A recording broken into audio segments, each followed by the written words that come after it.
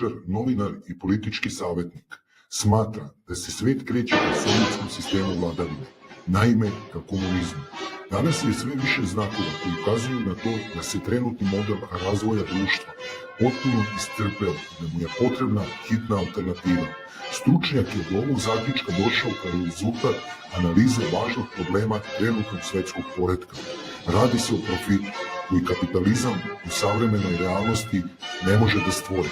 I ono što je zanimljivo jeste da je ovaj društveni sistem mogao da propadne pred 30 godina, da je Sovjetski savez nastavio da postoji. Međutim, raspad Sovjetskog saveza i odsustvo jasne alternative omogućili su da kapitalizam poživi tokom nekoliko decenija. Ipak, pandemija koronavirusa postavila je sve na svoje mesto i jasno stavila do znanja da se u savremenom svetu ne vrti sve oko novca. A to je upravo ono što kapitalizam ne može da preživi. Odustajanje od potrebe za stalnim podizanjem stope profita. Iz tog razloga svetska ekonomija još uvijek nije u stanju da se oporavi od krize i malo verovatno da će to moći da uradi u potpunosti, navodi Wasserman. Međunarodna zajednica treba da prepozna da je sekta liberala svojim delovanjem dovela čitav sistem moći u ćorsokak, iz kojeg više nije moguće izaći. Samim tim, prvo se pojedinci moraju ukloniti, kapitalistički sistem uništiti, rekao je stručnjak. Na kraju, zaključuje Wasserman, svet neće imati drugog izbora nego da se okrene sovjetskom modelu vodstva, zasnovanom na komunizmu. I Vladimir Kršljanov u velikoj meri deli mišljenje kada je riječ o današnjem sistemu.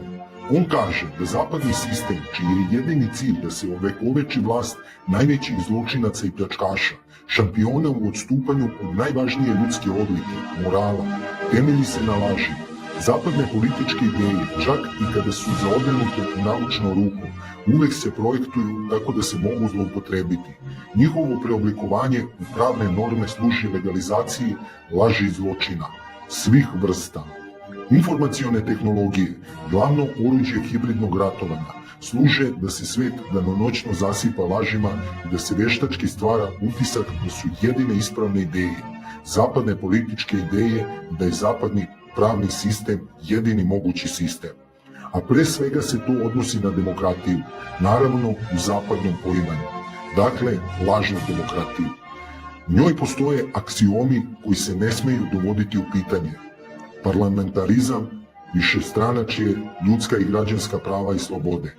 A kada sve ove elemente lažne demokratije redukujemo do apsurda, vidimo da od demokratije ne ostaje ni D. Tamo je u stvari neko čudovište sa gadnim imenima. Plutokratija, oligarhija, kapitalizam, mamon. A čak i ako imate parlament, stranke, ljudska prava i slobode, Zapad vam to ništa neće priznati ako niste obezbedili mogućnost neograničenog uticaja krupnog zapadnog kapitala, odnosno njegovih vlasnika i upravljača, na prilike u svojoj zemlji, odnosno na birače. Dakle, ako je ishod izbora u vašoj zemlji oblikovan zapadnim novcem, Zapad će vam odati priznanje da je u vašoj zemlji demokratija. U suprotnom, optužit će vas za autokratiju, trovanje, proizvodnju virusa, etničko čišćenje, genocid. Socijalisti se zalažu protiv pretvaranja ekonomske moći u političku moć. Tako je glasio moj amandman koji je 1992. godine na drugom kongresu ušao u tekst osnova programa Socijalističke partije Srbije. U tim teškim godinama, kada je tsunami zapadne lažne demokratije potopio i razorio Evropu, bili smo svesni u čemu je glavni problem. Zato smo i imali demokratsko poverenje naroda da ga predvodimo. I zato smo uspeli da pružimo dostojan otpor, koji nam do danas obezbeđuje da budemo ostrvo slobode u potepljenoj Evropi. Danas bi bio red da i mi, i Rusija, i Kina, svi slobodni narodi i ljudi, stvari nazovemo pravim imenom. Dosta je zapadnih laži, pritisaka i nasilja.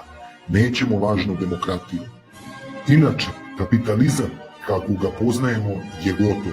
Tako kaže i izveštaj od pre 2 godine, naručen od strane grupe naučnika koju je imenovao generalni sekretar Ujedinjenih nacija. Osnovni razlog, rapidno se prebacujemo na radikalno drugačiju svetsku ekonomiju, zbog naše sve održivije eksploatacije prirodnih resursa planete. Klimatske promjene i izumiranje vrsta su sve brži, iako društva doživljavaju sve veću nejednakost, nezaposlenost, spor ekonomski rast, porast ni dugova i impotentne vlade. Nasuprot onome što oni koji kreiraju politiku obično misle o ovim problemima, novi izveštaji kažu da ovo uopšte nisu zasebne krize. Ove krize su u stvari deo iste fundamentalne tranzicije ka novom dobu, koje karakteriše neefikasna proizvodnja fosilnih goriva i rastući troškovi klimatskih promjena. Konvencionalno kapitalističko ekonomsko razmišljanje više ne može da objasni, predvidi ili reši funkcionisanje globalne ekonomije u ovom novom dobu, kaže se u dokumentu. To su snažne implikacije novog pripremnog naučnog dokumenta koji je izradila grupa finskih biofizičara. Tim jedinice istraživača BIOS iz Finske je zamoljen da obezbedi istraživanje koje će pomoći u nacrtu izveštaja globalno održivog razvoja Ujedinjenih nacija. Po prvi put u ljudskoj istoriji, piše u dokumentu, kapitalističke ekonomije se prebacuju na izvore energije koji su manje energetski efikasni. To se odnosi na sve oblike energije. Proizvodnja upotrebljive energije za napajanje i bazičnih i nebazičnih ljudskih aktivnosti. U industrijskoj civilizaciji će zahtevati više, a ne manje truda. U međuvremenu, naša glad za energijom izaziva ono što se u dokumentu naziva nenadoknadivim troškovima. Što više trošimo energiju i materiju, generišemo sve više otpada i ekološki. Iako neko vreme mogu biti ignorisani, na kraju će se ti ekološki troškovi direktno preneti na ekonomske troškove, pošto će biti... Zato je komunizam jedini pravi put.